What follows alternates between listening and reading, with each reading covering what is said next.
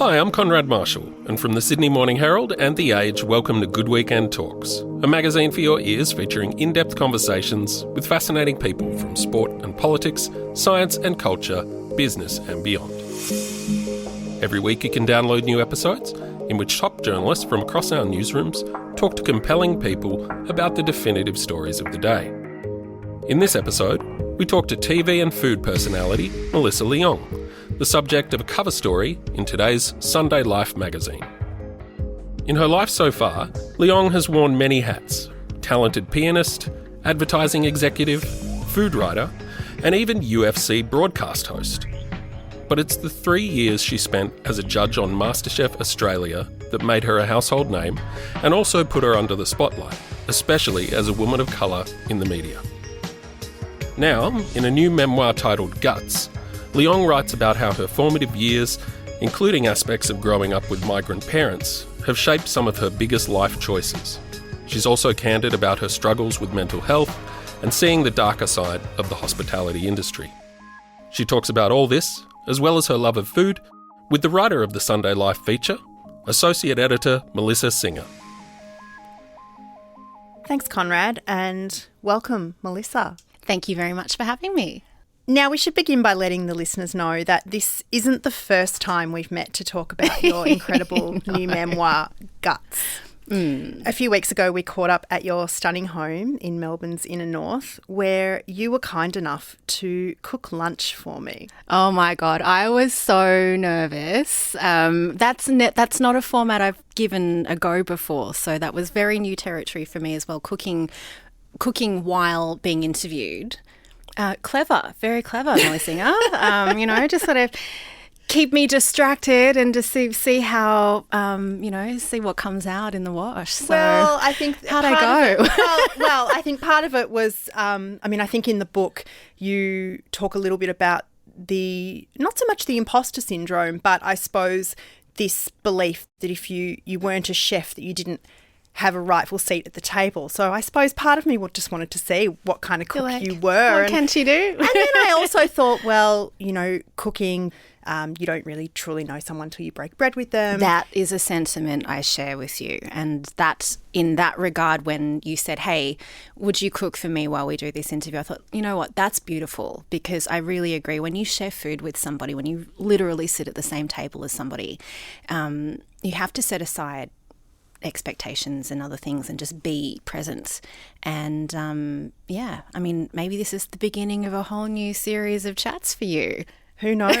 Who knows? I mean, I'm greatly indebted to you for indulging me in my request. So I want to start with just an observation of your book, which is called Guts, a memoir of food, failure, and taking impossible chances. And when the hard copy arrived in my hands a few days ago, one of the things I was most taken by was this incredible shot of you on the cover. And one of the things that really stood out to me was the fact that you've got your sleeves rolled up. You're wearing this beautiful suit, which I believe is by Perry Cutton. Perry Cutton, yes. Very well known, shout out, legendary Australian label. And you've got one tattoo on each forearm, and one of them I had to get my magnifying glass out just a little bit. It's a little Easter egg for audiences or readers out there. But the fact is, I was so drawn to it because I feel that you can learn so much about a person from what they choose to ink themselves with. Oh yeah, and until they get to a stage, I think, where you're so covered in tattoos that you don't care anymore, and then you just put shit tats on, which is great. I love a good nonsensical tattoo that just means absolutely nothing. It's just silly. But you're right. I think when you have less tattoos, usually at least at the beginning, they're imbued with a little bit more meaning or a bit more sentimental value. And there are a few. I have Some of them you haven't seen yet, and you will not be seeing in this particular environment. But there is one, the script on my wrist, which is I realise a very millennial thing. It says existence is pain, and it is for those of you who are into Rick and Morty, which is a adult cartoon that I am obsessed with. It's a quote from a particular episode, and it's really just about, existential dread, but also just the awareness that we're not put on this earth purely for pleasure. We're not guaranteed a smooth ride, and it's healthy to be reminded of that from time to time. So why not ink it on forever? When did you get it? I think I've had it for 3 years, I want to say. So you can do the maths in terms of when I got it and why, maybe. But yeah, about 3 years. All right. We'll leave the listeners to read between the lines there. Well, I wanted to dive into the book, and I think that quote, "Existence is pain," really does go to the heart of some of the themes that you cover in this incredibly raw and at times very moving book. But I want to start with your earliest food memory, given that food and family are two key themes in the book. Aren't they all for everybody? If we really think about it, even if they're bad food memories, we still have a lot of food memories as a kid. So I think it's a relatability thing. Everybody has some kind of touchstone to food and family. And you write about some that are sentimental. You also write about some that kind of are quite repulsive and almost you carry a bit of shame about. Do you want to tell me about a couple of those? I think I go into, in terms of the book, my first memory, and I really think it's my first food memory, was sitting on the floor in my parents' kitchen, and my mother is Singaporean Chinese, so sambals and all sorts of delicious kind of pungent pastes and curry bases and things are made on the floor, pounded with a mortar and pestle. And I think, yes, of course, these days you can put things in food processors and make things a lot nicer and easier for yourself, but there's something really visceral about the memories of sitting on the newspaper covered floor with my mother, watching her, manually grind and pound these aromats together to form the basis of maybe just one sauce for dinner, and not any particularly special dinner, but just, a regular, weekly dinner at my place. And so I think why I carry that memory of sitting there and, watching the dust glitter through the light coming through the window and looking at the Chinese script on the newspaper and trying to make sense of it, those memories stick with me because the way we share food, the way that we express love in an Asian household is often to do with food. I saw a meme recently about the ways different cultures apologise to one another and different parents apologising to their kids, and it's like, oh, I'm so sorry, Annie, everything's going to be all right, let's go and get some ice cream. And then the one for Asian parents was just like a woman thrusting a plate of fruit in front of the kid, just being like, take, eat, you got to eat it. And it's just like, that was the way that my mother would apologise sorry about the bad accent. The way we would apologise and show love for one another is through the giving and the accepting of food and the breaking of bread, as you mentioned before, together. And that kind of smoothed over any misgivings that might have happened prior to it. So, yeah. It's a beautiful memory. What else can you tell me about your family's food rituals and relationship to food in the context of growing up in the Sutherland Shire in Sydney, which for those who aren't from Sydney, it's the locale of places like Cronulla and very iconic places. But at the time you were growing up was a very, very predominantly white community. Yeah, my family was maybe one of two Chinese families in our neighbourhood, so we definitely stuck out as being other, and I think that identity has stuck with me in terms of feeling on the outer or not necessarily part of the broader collective. And so food was a really important way of keeping culture alive for my family. And of course, these days you can go down to the local supermarket and find all sorts of amazing mushroom exo sauces and fish sauce and curry paste and things like that. That was not the case growing up. So every Saturday morning, we had a pilgrimage out to Bankstown to go to the Vietnamese grocer and pick up all of the ingredients that we would need to cook our food at home. And that visit to the market every week and the smells and the sights and the sounds of what that was like really stick with me because I guess now shopping for food is still such a ritual for me. I love just wandering around a supermarket even if I have nothing to buy because there are all the possibilities all around you. Another important part of your childhood was music. And a lot of people may not know this, that you were once training, I suppose, for lack of a better word, to potentially go to the Sydney Conservatory. Yeah, Sydney Conservatorium of Music. Yeah, to study piano. That was my dream. That was your dream. Yeah.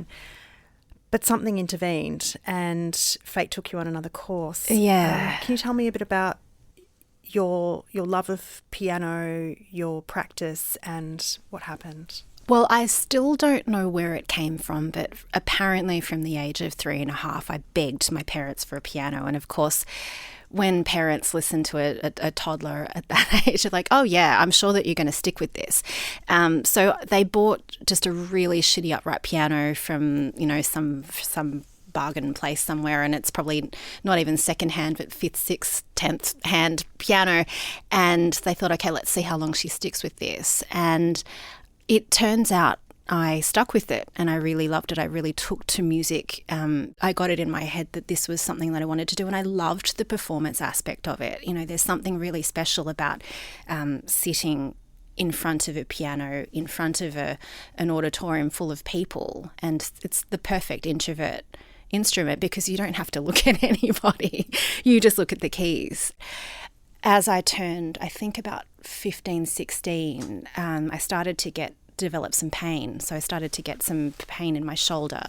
And the easiest way to describe it is tennis elbow. That's sort of how it started. So right posterior capsule, right shoulder, shooting pain down into the elbow, the muscles and the sinew that run along the top of the forearm. And if it's really bad, it will also lock up all the way down my back into my calf muscles and right down to my ankles. So I was really upset and confused by this pain that I was experiencing. And so I saw physiotherapists and, my music teachers were all quite concerned, and they said, look, you could do this, but you need to know that if you pursue this professionally, that you are going to be playing with a degree of pain for the rest of your life. And what 16-year-old doesn't want to hear that? So rather begrudgingly had to think about other options for my tertiary education because, of course, Chinese migrant children don't have a choice. There is no, will I go to university? It is, you will go to university. I thought, oh gosh, I'm going to have to lean back on that. And so I ended up going and studying a degree in economics and political economy instead, which of course I use every single day. So to go from that to being on our TV screens, there was obviously a few things, and there were a series of pivots. Yeah. But one of the things we spoke about when we caught up last time was we talked about failure and the concept of good failure. So I'd love to discuss your path from the halls of Sydney Uni to our TV screens through that prism of good failures. Good failures. Look, the way I see it now, I think there are very few failures in life that aren't ultimately, at least further down the track, good, beneficial in some way. They are some of the best teachers we can ever hope to be gifted in life is failure. So for me, studying economics and political economy did not speak to me in the way that food did. So as I was teaching piano on the side, I was going to uni, and then I was also working as a Clinique girl initially, which I loved, and I'm still so obsessed with skincare and beauty and makeup and all of those things. And so when I finished uni, I had a lot of friends finishing film school and TV production and, sort of arts-related subjects and degrees. And so they were starting their own production companies and experimenting with music videos, and I had other friends who were musicians. So I kind of ended up being roped into doing hair and makeup for music videos. And that is so much more fun when you are 21 years old or 20 years old than the idea of being an intern in the HR department at some global corporation where you dissolve into that corporate environment. And so, of course, I chose to do a little bit more of that. And then I guess as I evolved through that experience, I had a lot of fun, but intellectually I felt there was something missing from that experience. And so I bounced around into media and into advertising from there. So I had a job where I was teaching television ratings analysis software to media buying companies. So I got to, as an early 20-something, travel around to Hong Kong and to Bangkok and to KL and all sorts of other places, teaching people like Group M and Nielsen Net Ratings. And then I'd be given a per diem that I could then spend on whatever I wanted. And as a 20-something-year-old kid, you're just like, oh my God, that's amazing. And if you know how to eat in places like that, 80, 90, 100 Australian dollars you can live like a king. It's absolutely amazing. So I kind of ended up using those experiences, those travel trips, as just ways to start exploring food culture in the places that I was being sent, which was really, really lovely and such a perk of the job. And so I started off talking about food. I started a blog. I started, a Twitter account and a Facebook page and all of these things. And so the blogging thing then evolved into food writing because I had a friend who was an editor of some street press up in Sydney, so I started writing a food column for them. Then Time Out Sydney started, and so I cold emailed their food department and said, hey, put my hand up, here are some copies of my writing. And I'm mortified to think of how shit it was, but obviously not so shit that they didn't give me the opportunity to try. And then it just became this groundswell of getting to know people in the community, and I suddenly felt like I had found an industry where I felt at home. And that was a really exciting time for me because I think that would have been in my mid-20s. I would have been about 25. It was the first time since I had let go of music that I found a welcoming sense of identity. When did you realise that TV was, if not the goal, was a goal? TV was never a goal. It really wasn't. I loved radio and I loved seeing my byline in print. The very first time I saw my name in print on an article I will never forget that feeling.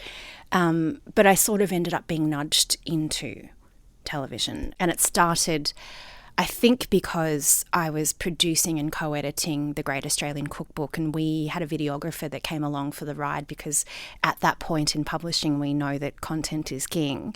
And so to be filming these interviews with beloved cooks and chefs and producers from all around Australia, asking them to talk about food they love and why they cook particular dishes for their loved ones, that was a great job. But my job was to interview the subject, but I would sit in the frame for the videographer to just line everything up, and then eventually the talent would sit in the shot and I'd sit behind the camera.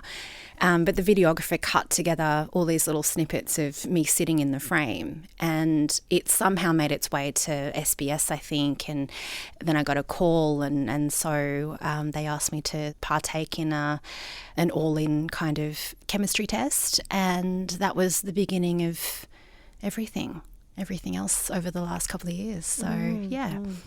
What a transformational period in your career and a time of great success. Yeah, I guess so. I struggle with the word success, not because of any kind of imposter syndrome thing, but just because that's a moving target for me. There's always something else to strive for or something bigger to grow into. And as we evolve as professionals, hopefully within one sort of general direction of career, there's always going to be something else. But TV, turns out I didn't suck at it, although if I look back on my very first takes on things, I'm sure they weren't great. But it's that constant evolution of skills, and I think you need to embrace being shit at something before you can ever be good at it. But yeah, you're right. I mean, that was the beginning of a very steep trajectory in my career, and there's lots of positive elements about that and a lot of really challenging things that I still sit with and think about from time to time. So before we go into some of those roles, I just want to pause and go a little deep. Okay. We've gone there before. We've gone there before. Yeah. In the book, you reveal quite early on, I might add, that while you were working in PR, well before your time in TV, something quite terrible happened to you. Yeah. Are you able to talk about it a bit? Sure.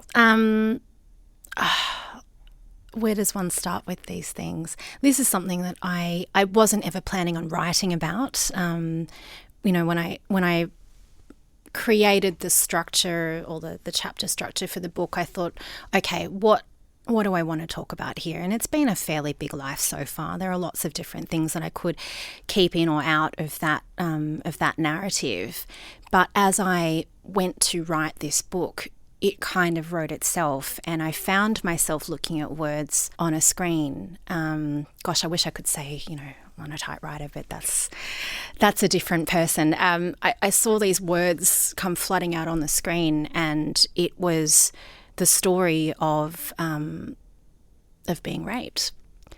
And it really surprised me because I had repressed that memory and that shame for so many years now that I would go to these International Women's Day events and I would listen to friends who are survivors of really horrible forms of abuse and other terrifying things that happen to women in this world. And I had trained myself so well that I did not identify as being the same as them. I thought, oh, that's really horrible. I'm an ally. I'm here for you. And it wasn't until I started writing the book and I attended oddly enough, an International Women's Day lunch for Marie Claire, where Anna Coutts-Trotter, who is the co-founder of Survivor Hub, shared her story, that a floodgate opened. And I suddenly realised that I was so much more a part of that conversation than I had let myself believe for the longest time. And yeah, there was a period of time when I was a 20-something-year-old woman trying to figure out my place in the world, and I was raped, and conversations around what happened to me in terms of consent were just not being had. So, when we talk about sexual assault, there are so many versions of that. Some are far more violent and overt than others. And in my particular case, it wasn't violent. It wasn't sort of shocking in the moment. It was a much more insidious, horrible, slimy, creepy, bad thing that happened. And I think as young women, we are taught to people please, and especially when we grow up with trauma, we are taught to people please to a degree where we just end up disassociating our discomfort so that we can survive a situation. And so for me, I pretended so hard that this guy didn't force himself on me, and I pretended so hard that I just forgot that it happened. Like, I repressed it so deeply that I just put it away. And it wasn't until I started writing the book that clearly something subconsciously said, no, that's enough. We won't be doing that anymore. And it has taken me this entire period of having this book out in the world to finally be able to say that I was raped. Like, even 6 months ago, I couldn't say it. I would say sexual assault, because that seems so much more acceptable and palatable and printable. But the reason why I call this book Guts is because the visceral parts of our lives matter, and we should not shy away from the ugly parts of the things that have happened to us, because the really sad part of it is that these are not rare occurrences. I'm not unique in any way. My story is merely the configuration of very human experiences that have happened to me, and I'm trying to articulate them in a way that maybe people can feel that they can relate or feel less alone in their own stories. Thank you for sharing that, and I know it must be difficult to talk about. I'm still trying to find the words, and which is ironic given that words are my entire world. I struggle to find the right way to express my outrage at owning shame that isn't mine to own for so long. I don't wish to name him. That's not the point. I don't believe in giving people airtime in my life that don't deserve it. But I think for me, the most important reason why I decided to share it is that there are girls out there, there are young women out there who still, because we are conditioned to do so, we still believe that we need to keep everybody around us happy, and we shouldn't rock the boat, and we shouldn't speak up. And the fact of the matter is, when you say no, it's a no, no matter what. And gosh, I wish I'd known that back then. And gosh, I want women and people in general to know that now, that when you say no, when you withdraw consent, it doesn't matter what's going on at the time, then that's a line that's crossed, and that is not fucking okay. Yeah, well said.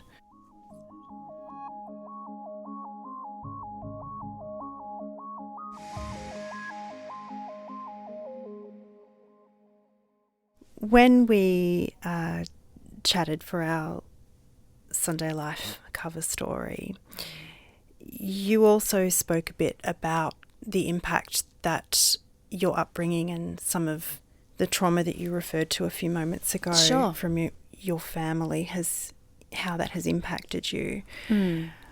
I want to hear a little bit about what it was like to grow up in your household, especially as the oldest child of migrant parents, and how some of those experiences have affected your own decisions around family. Well, I think a lot of children can relate to the amount of pressure that our parents put on us to succeed. And there's a huge amount of expectation that because we've been given this opportunity to live in this beautiful country, that we should succeed and we should exceed the potential of our parents. And so I grew up in a very disciplined household where we didn't have chores, but the expectation was that there was work to be done. So homework was taken very, very seriously. After school was busier than school because there were many extracurriculars. There was piano, there was ballet, there was flute, there was little athletics, there was gymnastics. There was always something on after school, and then you'd have homework, and then, homework, dinner and bed. And that was our entire existence. If we were lucky, maybe on a Sunday we'd be allowed to play with the kids in the neighbourhood.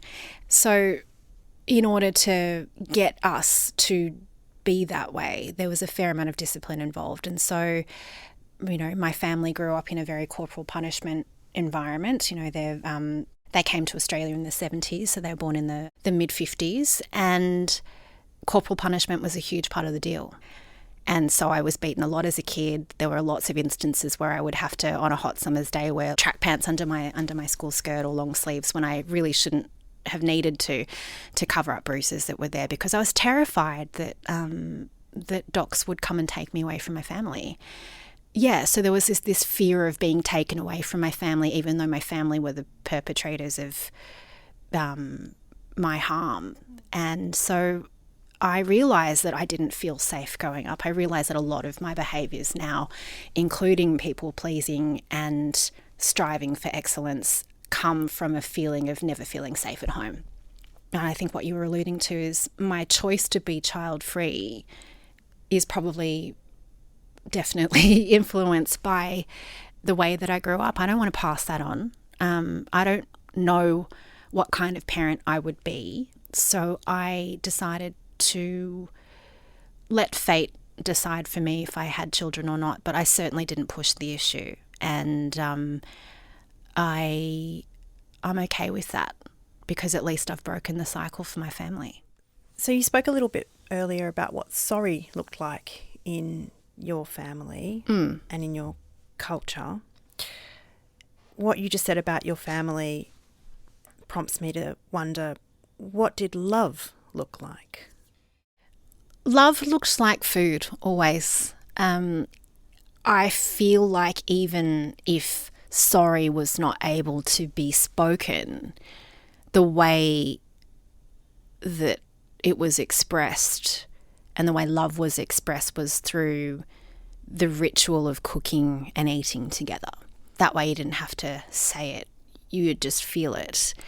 And I think the sentiment, and I need to preface all of this by saying that a lot of the reasons why these things happen in families like mine is because there is such a strong desire to see your kids succeed that you will push them to the nth degree to get them there. Yeah. Let's talk about television. Okay. How have you approached being both a role model to other women of colour or people of colour in general, let's not be gendered about this, and standing up against unkind or inappropriate behaviour towards yourself in that arena? Yeah, it's a difficult and complex answer, I suppose, because as a freelancer, you are offered a job like the jobs that I've been given, especially in the television arena where those jobs are reasonably rare. And you're not thinking about, I'm a role model. You're thinking about being employed and paying the bills and hopefully having a nice time doing those things.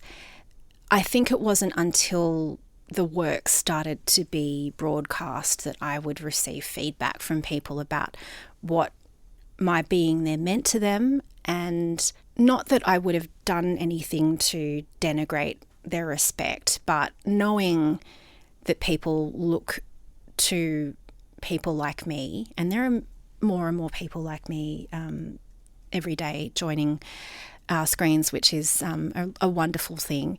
I think knowing that carries a certain weight of responsibility to do people proud and to always perform and conduct myself in a way that will give people options further down the line. I would never want to do or be anything other than a person who opens the gate for other people and who holds the gate open for other people. But that's also really difficult to balance when you are a woman in media, and just being female and being in media is a really challenging thing because people want and expect you to be a certain way. They expect you to be compliant. They expect you to be grateful to be there. And yeah, I'm totally grateful for being there. But also I have learned over time, and maybe it's because I'm now in my early 40s and I have far less fucks to give, that I will not accept being treated in any other way other than decently. And I will speak up for it now. Hear, hear. Sorry about all the swearing. This is me, not on general viewing television. Joining MasterChef was arguably the role that made you a household name. How big a moment was that for you? I tried not to let it be a big moment, and I don't know if it's that downplaying of success thing or the cultural thing for me, but I really did just see it as a job, at least at the beginning. I think I wanted to maintain that level of journalistic objectivity about the role being a role of, yes, there are opportunities that come with it. Yes, it is a larger platform than I might have been used to being a part of. But I really just wanted to see myself in that role as me doing a good job and let it just be that.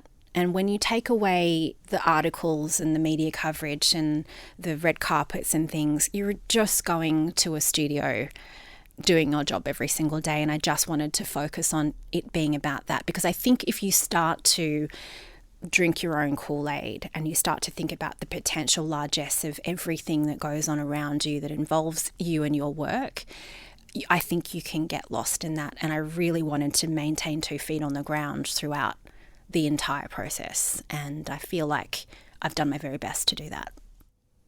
Looking back on the 3 years of the show, how would you rate? How would you score it? How would you rate? In terms of experiences? Well, it depends. If you were giving a restaurant review, how would you score it? It depends on what the criteria is, I suppose, because inherently I will always say and truly believe that I am so grateful for that opportunity. It was growth. It was fun. It was a lot. I mean, it was expansive in every way that a job could be expansive. It invited me to take on more than I could have ever dreamt of. And so, of course, I'm going to be grateful for that. Were there hard times within that? Of course. I mean, what job, public or not, is smooth sailing the entire time? No matter what your best intentions are, there are going to be spanners in the works from time to time, and it's how we step through those challenges in life that speak to who we eventually become. So was it positive? Inherently, yes. Do I regret it? Absolutely not. But was it a smooth ride the entire time? Totally not. And I think you'd call me a liar if I said that it was. Obviously, one of the most difficult periods during the MasterChef years was the tragic death of your co-host, Jacques Zanfrillo, in 2023. I was really shocked and touched to read in your book that 5 members of the show lost their lives that same year. God, it was a hell of a year. How did you approach writing about those dark moments in the book? Firstly, my reflections are that I have so much love for the crew that I called my family for the years that we all worked together so closely. And yeah, we lost, including Jock, 5 people. And, Nick and James and Cougar and Jared. And these were all loved members of our crew. They all had different roles within it. And yes, a public passing is a big thing. It's very conspicuous, but when you wonder why, when people win awards, they spend a lot of time acknowledging the crew and production. It's because nothing gets made without the collective experience, and so they will be just as missed. And I think that everybody deserves their flowers, and in whatever small way I can make their memories known, then I'll do that. How did you balance what to include in the book and what to leave out? Well, I think it's about reading the room and knowing what felt important to share versus what didn't need to be there. And there was just this lesson in intuition in terms of what I felt would be something that would serve the reader, because again, as a journalist, we are always thinking of the reader, and our job usually is to completely keep ourselves out of things as much as possible. We don't exist in our work.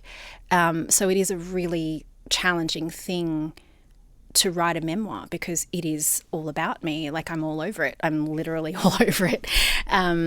But I still come back to thinking about the reader or the audience and what they need or what they might benefit from me sharing.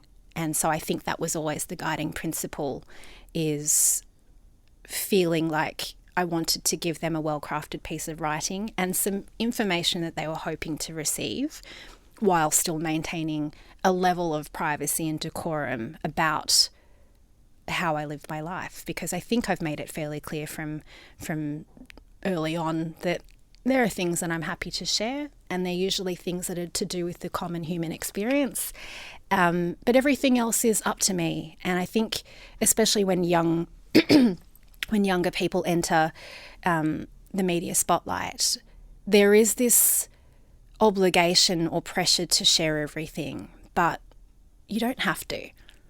You really don't have to. So And once you put it out there, you can't take it back. So I'm always aware of that. One of the things that you did decide to do with the book is you've married each chapter to a recipe. Yeah. So it's not a recipe book. I think people who might be thinking about getting the book, it's not a recipe book. But there are recipes. But there are recipes and in they it. are easy and delicious and generous and fun. I can vouch for at least one of those. Is there one that is especially sentimental or resonant? Sure. So each chapter starts with an essay on food. So that becomes a metaphor for the words. And then the recipe caps off each chapter and is somehow fitting with the theme of that particular chapter. So that's kind of how every single chapter is structured. If I think about it right now, what do I want to eat from my book? I'd probably say the sticky rice parcels, so lomagay, which is probably, I think that's the first recipe in the book. So it's a yam cha classic. You see these beautiful lotus leaf parcels in bamboo steamers, and there's just such a beautiful aroma about that. But to me, the texture of sticky rice really speaks to my culture. It's not something that everybody kind of, especially people from a Western perspective, they don't necessarily find that the most natural of textures. But for me, it's deep comfort. It's a hug and a bite. It's really savoury. There are mushrooms and pork and salted duck egg yolks and it's a parcel of generosity. Speaking of strange textures and food, where are you going? You've been very busy lately. You are currently appearing on The Amazing Race. Oh, yeah. You will soon appear on our screens again in a new show that you've shot in New Zealand, which you've described to me as a cross between MasterChef and Lego Masters. Kind of, yeah. People are like, what? I can't actually, the creations, I'm so excited to see them. It will blow your mind. It's genuinely the best food I've ever judged on television in my life. Consistently, every single round. Meanwhile, we haven't even got to talk about your jiu-jitsu practice and your work in the martial arts space. People will have to read the Sunday Life profile to get across some of that. Sure.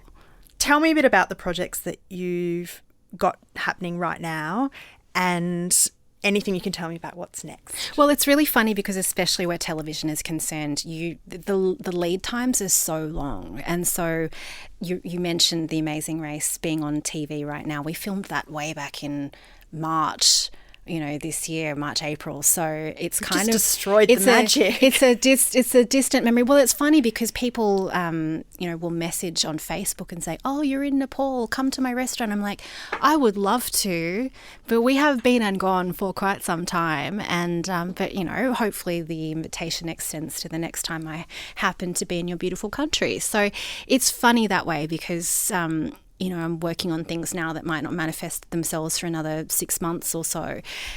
So right now, you're right, I just came back from New Zealand. I worked on a new format show there with the wonderful Vaughan Mabee of Amersfield, and he's the hot chef in terms of the world's 50 best at the moment, and he's sort of constantly travelling the globe showcasing what he does, which is really wonderful. And it was just a hoot working with him. He's like a giant Labrador, the most highly skilled giant Labrador you've ever met in your entire life.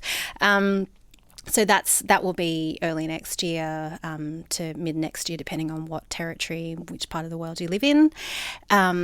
Obviously, the book has been the majority of my attention for this year, and there are other little things bubbling along in the background as well. While still looking after yourself, which is, I know, a constant theme in your life as well. Oh, you need to. And I think not to bring this to gender, but people of the feminine persuasion tend to take care of other people more than they take care of themselves. And I feel like we are in a very good environment now to have this discussion where we need to reclaim our care and our well-being and not feel bad about that. I think selfish is a very loaded word, but we need to be more selfish. I think you put it really aptly in our Sunday Life interview where you said something about, I think, constructive selfishness, or that's paraphrasing you somewhat. Totally. But the idea that selfishness doesn't have to be entirely self-indulgent. It's not, selfishness doesn't mean, to me at least, choosing yourself at the detriment of others. It's choosing yourself, period. Melissa Leong, it's been a pleasure having you on Good Weekend Talks. Oh, Thanks for joining us. That was TV and food personality Melissa Leong in conversation with Sunday Life Associate Editor Melissa Singer on the latest Good Weekend Talks. If you enjoyed this episode, please remember to subscribe, rate and comment wherever you get your podcasts, and keep tuning in for more compelling conversations. Coming soon, we talk to the writer Bridget Delaney about everything from stoicism to slapstick and speech writing.